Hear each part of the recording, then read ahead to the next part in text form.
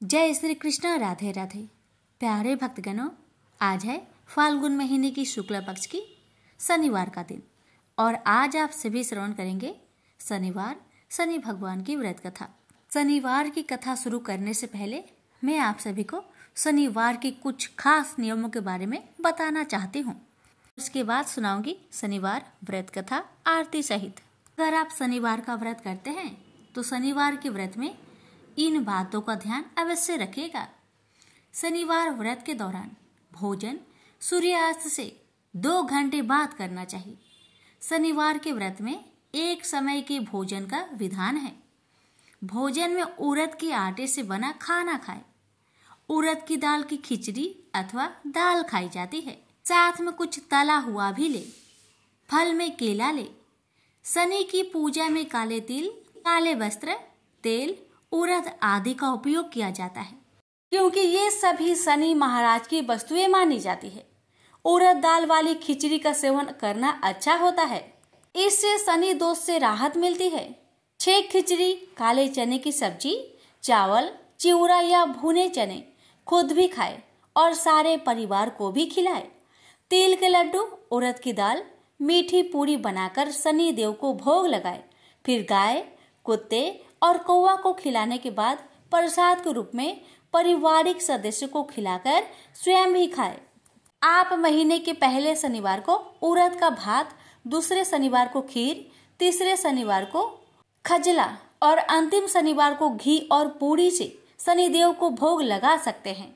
खट्टी और कड़वी चीजें जैसे अचार, दही, नींबू, करेला आदि खाने से बचे। शनिवार के दिन सादा दूध और दही का सेवन कभी नहीं करना चाहिए। आप इसमें हल्दी या गुड़ मिलाकर इसे पी या खा सकते हैं। शनिवार के दिन लाल मिर्च का प्रयोग नहीं करना चाहिए। लाल मिर्च शनि को रुष्ट करती है। शनिवार के दिन चना, उड़द और मूंग की दाल खा सकते हैं, लेकिन जितना हो सके उतना मसूर की दाल खाने से बचे। यह मंगल से प्रभावित होता है। मंगल शनि के दोष को उत्तेजित कर सकता है। व्रत वाले दिन मांस, तंबाकू, सिगरेट और अन्य व्यसन से दूर रहे। इस दिन शराब से दूर रहे।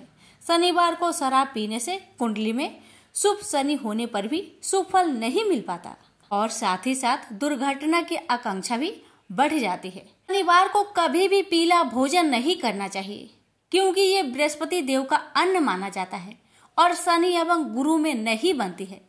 इसलिए इसे खाने से व्यक्ति के जीवन में कठिनाइयां आ सकती है। सरसों के तेल या उससे बने पकवान दान तो कर सकते हैं, लेकिन खाने नहीं चाहिए। शनि महाराज को सरसों का तेल चढ़ाया जाता है, लेकिन खाया नहीं जा सकता। अब आइए श्रवण करते हैं शनि महाराज की कथा। कथा को पूरे ही श्रद्धा से पूरा अवश्य सुनिएगा। आप सभी पर शनि महाराज की कृपा सदा बनी रहे। प्रेम से बोलिए शनि भगवान की जय। एक समय स्वर्ग लोक में सबसे बड़ा कौन, ये प्रश्नों को लेकर नवग्रहों में वाद विवाद हो गया। विवाद इतना बढ़ा कि परस्पर भयंकर युद्ध की स्थिति बन गई। निर्णय के लिए सभी देवता देवराज इंद्र के पास पहुंचे और बोले, हे देवराज, आपको निर्णय करना होगा कि हम में से सबसे बड़ा कौन है। देवताओं का प्रश्न सुनकर देवराज इंद्र उलझन में पड़ गए। इंद्र बोले, मैं इस प्रश्न का उत्तर देने में असमर्थ हूँ। हम सभी पृथ्वी लोक में उज्जैनी नगरी में राजा विक्रमादित्य के पास चलते हैं। देवराज इंद्र सहित सभी ग्रह यानी कि सभी देवता उज्जैनी नगरी पहुँचे। महल में पहुंचकर जब देवताओं ने उनसे अपना प्रश्न पूछा तो राजा विक्रमादित्य भी कुछ देर के लिए परेशान हो उठे, क्योंकि सभी देवता अपनी अपनी शक्तियों के कारण महान थे।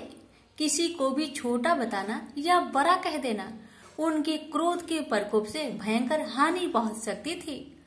अचानक राजा विक्रमादित्य को एक उपाय सूझा और उन्होंने विभिन्न धातुओं जैसे स्वर्ण, रजत, कांसा, ताम्र, सीसा, रांगा, जस्ता, अब्रक व लोहे के 9 आसन बनवाए। धातुओं के गुण के अनुसार सभी आसनों को एक दूसरे के पीछे रखकर उन्होंने देवताओं को अपने अपने सिंहासन पर बैठने को कहा। देवताओं के बैठने के बाद राजा विक्रमादित्य ने कहा, आपका निर्णय तो स्वयं हो गया। जो सबसे पहले सिंहासन पर विराजमान है वही सबसे बड़ा है। राजा विक्रमादित्य के निर्णय को सुनकर शनि देवता ने सबसे पीछे आसन पर बैठने के कारण अपने को छोटा जानकर क्रोधित होकर कहने लगे, राजा विक्रमादित्य, तुमने मुझे सबसे पीछे बैठाकर मेरा अपमान किया है। तुम मेरी शक्तियों से परिचित नहीं हो, मैं तुम्हारा सर्वनाश कर दूंगा। शनि ने कहा, सूर्य एक राशि पर 1 महीने, चंद्रमा 2.25 दिन, मंगल 1.5 महीने, बुध और शुक्र 1 महीने, बृहस्पति 13 महीने रहते हैं, लेकिन मैं किसी राशि पर 7.5 वर्ष तक रहता हूँ। बड़े बड़े देवताओं को मैंने अपने प्रकोप से पीड़ित किया है। राम को 7.5 के कारण ही वन में जाकर रहना पड़ा और रावण को 7.5 के कारण ही युद्ध में मृत्यु का शिकार बनना पड़ा। राजा, अब तू भी मेरे प्रकोप से नहीं बच सकता। इसके बाद अन्य ग्रहों के देवता तो प्रसन्नता के साथ चले गए, परंतु शनि भगवान बड़े क्रोध के साथ वहां से विदा हुए। राजा विक्रमादित्य पहले की तरह ही न्याय करते रहे। उनके राज्य में सभी स्त्री पुरुष बहुत आनंद से जीवन यापन कर रहे थे। कुछ दिन ऐसे ही बीत गए। उधर शनि देवता अपने अपमान को भूल नहीं पाए थे। विक्रमादित्य से बदला लेने के लिए एक दिन शनि भगवान ने घोड़े के व्यापारी का रूप धारण किया और बहुत से घोड़ों के साथ उज्जैनी नगरी पहुंचे। राजा विक्रमादित्य ने राज्य में किसी घोड़े के व्यापारी की आने का समाचार सुना तो अपने अश्वपाल को कुछ घोड़े खरीदने के लिए भेजा। घोड़े बहुत कीमती थे। अश्वपाल ने जब वापस लौटकर इस संबंध में बताया तो राजा विक्रमादित्य ने स्वयं आकर एक सुंदर व शक्तिशाली घोड़े को पसंद किया। घोड़े की चाल देखने के लिए राजा उस घोड़े पर सवार हुए तो वह घोड़ा बिजली की गति से दौड़ पड़ा। तेजी से दौड़ता घोड़ा राजा को दूर एक जंगल में ले गया और फिर राजा को वहां गिराकर जंगल में कहीं गायब हो गया। राजा अपने नगर को लौटने के लिए जंगल में भटकने लगा, लेकिन उन्हें लौटने का कोई रास्ता नहीं मिला। राजा को भूख प्यास लगाई। बहुत घूमने पर उसे एक चरवाहा मिला। राजा ने उससे पानी मांगा। पानी पीकर राजा ने उस चरवाहे को अपनी अंगूठी दे दी। फिर उससे रास्ता पूछकर वह जंगल से निकलकर पास के नगर में पहुंचा। राजा ने एक सेठ की दुकान पर बैठकर कुछ देर आराम किया। उस सेठ ने राजा से बातचीत की तो राजा ने उसे बताया कि मैं उज्जैनी नगरी से आया हूँ। राजा के कुछ देर दुकान पर बैठने से सेठ जी की बहुत बिक्री हुई। सेठ ने राजा को बहुत भाग्यवान समझा और खुश होकर उसे अपने घर भोजन के लिए ले गया। सेठ के घर में सोने का एक हार खूंटी पर लटका हुआ था। राजा को उस कमरे में छोड़कर सेठ कुछ देर के लिए बाहर गया तो अभी एक आश्चर्यजनक घटना घटी। राजा को देखते ही देखते सोने के उस हार को खूंटी ने निकल गई। सेठ ने कमरे में लौटकर हार को गायब देखा तो चोरी का संदेह राजा पर किया, क्योंकि उस कमरे में राजा ही अकेले बैठा था। सेठ ने अपने नौकरों से कहा कि इस परदेसी को रस्सियों से बांधकर नगर के राजा के पास ले चलो।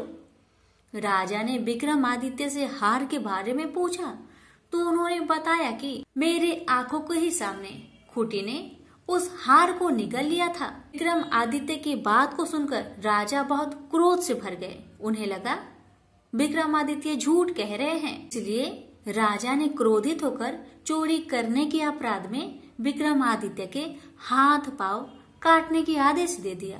राजा विक्रमादित्य के हाथ पांव काटकर उसे नगर के सड़क पर छोड़ दिया गया। कुछ दिन बाद एक तेली उसे उठाकर अपने घर ले गया और उसे अपने कोल्हू पर बैठा दिया। राजा आवाज देकर बैलों को हाँकता रहता। इस तरह तेली का बैल चलता रहा और राजा को भोजन मिलता रहा। शनि देव के प्रकोप के साधे साथ ही पूरी होने पर वर्षा ऋतु प्रारंभ हुई।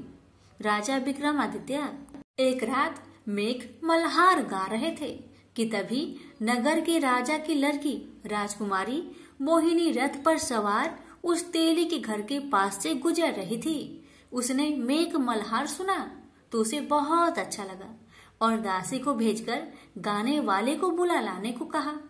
दासी ने लौटकर राजकुमारी को अपंग राजा के बारे में सब कुछ बता दिया। राजकुमारी उसके मेघ मल्हार से बहुत मोहित हुई थी, अतः उसने सब कुछ जानकर भी अपंग राजा से विवाह करने का निश्चय कर लिया। राजकुमारी ने अपने माता पिता से जब यह बात कही तो वे हैरान रह गए। रानी ने मोहिनी को समझाया, बेटी तेरे भाग्य में तो किसी राजा की रानी होना लिखा है, फिर तू उस अपंग से विवाह करके अपने पांव पर कुल्हाड़ी क्यों मार रही हो। राजकुमारी ने अपनी जिद्दी नहीं छोड़ी। अपनी जिद्दी पूरी करने के लिए उसने भोजन करना तक छोड़ दिया और प्राण त्याग देने का निश्चय कर लिया। आखिर राजा रानी को विवश होकर अपंग विक्रमादित्य से राजकुमारी का विवाह करना पड़ा। विवाह के बाद राजा विक्रमादित्य और राजकुमारी तेली के घर रहने लगे। उसी रात सपने में शनि भगवान ने राजा से कहा, राजा तुमने मेरा प्रकोप देख लिया, मैंने तुम्हें अपने अपमान का दंड दिया है। राजा ने शनि भगवान से हाथ जोड़कर क्षमा प्रार्थना की कि हे भगवान, आपने जितना दुख मुझे दिया अन्य किसी को ना देना। शनि भगवान ने कुछ सोचकर कहा, राजा मैं तुम्हारी प्रार्थना स्वीकार करता हूँ। जो कोई स्त्री पुरुष मेरा पूजा करेगा, शनिवार को व्रत करके मेरी व्रत कथा सुनेगा, उस पर मेरी अनुकंपा सदा बनी रहेगी। प्रातःकाल राजा विक्रमादित्य की नींद खुली तो उसने अपने हाथ पांव देखकर राजा को बहुत खुशी हुई। उसने मन ही मन शनि भगवान को प्रणाम किया। राजकुमारी भी राजा के हाथ पांव सही सलामत देखकर आश्चर्य में डूब गई। तब राजा विक्रमादित्य ने अपना परिचय देते हुए शनि भगवान की प्रकोप की सारी कहानी सुनाई। सेठ को जब इस बात का पता चला तो दौड़ता हुआ तेली के घर पहुंचा और राजा के चरणों में गिरकर क्षमा मांगने लगा। राजा ने उसे क्षमा कर दिया क्योंकि यह सब तो शनि भगवान के प्रकोप से हुआ था। सेठ राजा को अपने घर ले गया और उसे भोजन कराया। भोजन करते समय वहां एक अनोखी घटना घटी। सबके देखते देखते उस खुटी ने हार को उगल दिया। सेठ जी ने अपनी बेटी का विवाह भी राजा के साथ कर दिया और बहुत से स्वर्ण आभूषण धन आदि देकर राजा को विदा किया। राजा विक्रमादित्य राजकुमारी मोहिनी और सेठ के साथ उज्जैनी पहुंचे तो नगर वासियों ने हर्ष से उनका स्वागत किया। अगले दिन राजा विक्रमादित्य ने पूरे राज्य में घोषणा कराई कि शनिदेव सब देवों से सर्वश्रेष्ठ हैं। प्रत्येक स्त्री पुरुष शनिवार का उनको व्रत करे और व्रत कथा अवश्य सुने। राजा विक्रमादित्य की घोषणा से शनिदेव बहुत प्रसन्न हुए। शनिवार का व्रत करने और व्रत कथा सुनने के कारण सभी लोगों की मनोकामनाएं शनिदेव की अनुकंपा से पूरी होने लगी। सभी लोग आनंद पूर्वक रहने लगे। प्रेम से बोली शनि महाराज की जय। हे शनि महाराज, आपकी कथा कहने वाले, सुनने वाले, हुक्कार भरने वाले सभी भक्तों की सभी मनोकामना को पूर्ण करना, सभी की कष्टों को दूर करना। प्रेम से बोलिए शनि महाराज की जय। आप श्रवण करें शनि महाराज और ब्राह्मण की कथा। बहुत समय पहले की बात है। एक ब्राह्मण और ब्राह्मणी एक गांव में रहा करते थे।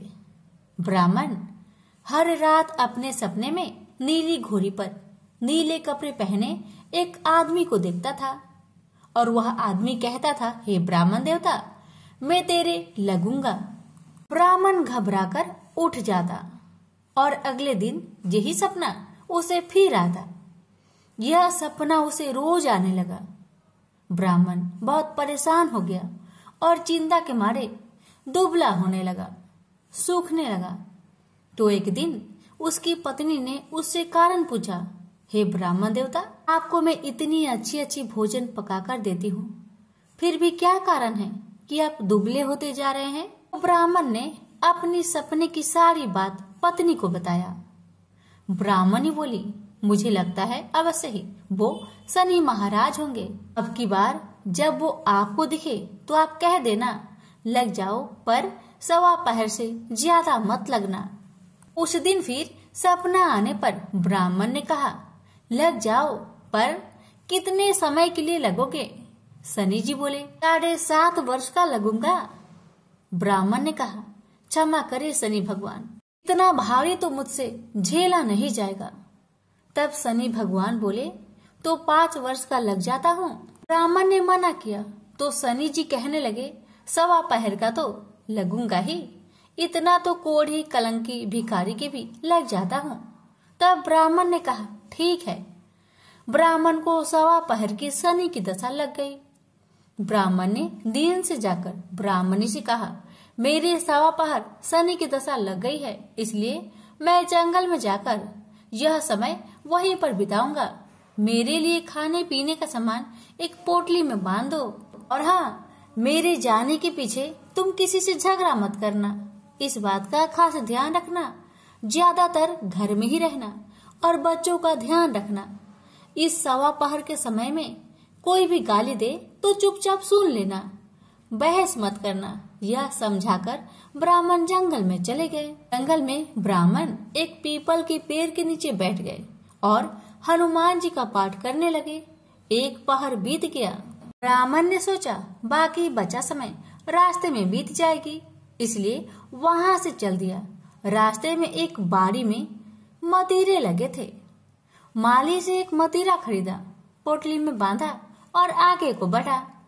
आगे एक आदमी मिला जो असल में कोई और नहीं, भगवान शनि महाराज थे। ब्राह्मण से पूछा कि पोटली में क्या है? तब उसने कहा, मतीरा है। तब शनि भगवान बोले, दिखाओ। ब्राह्मण ने पोटली खोली, उसमें वह मतीरा राजकुमार का कटा हुआ खून से लथपथ सिर दिखाई दिया। तो शनि भगवान ब्राह्मण को राजा के पास ले गए और कहा कि इस ब्राह्मण ने राजकुमार की हत्या कर दी है, इसके पास पोटली में राजकुमार का सिर है। राजा ने कहा, मैं यह नहीं देख सकता, इस ब्राह्मण को सूली पर चढ़ा दो। राजा के यहाँ हाहाकार मच गया। ब्राह्मण को सूली चढ़ाने से पहले पूछा गया कि तुम्हारी कोई आखिरी इच्छा हो तो बताओ। ब्राह्मण ने सोचा किसी तरह 1:15 पूरा बस हो जाए। ब्राह्मण ने सोच समझकर कहा।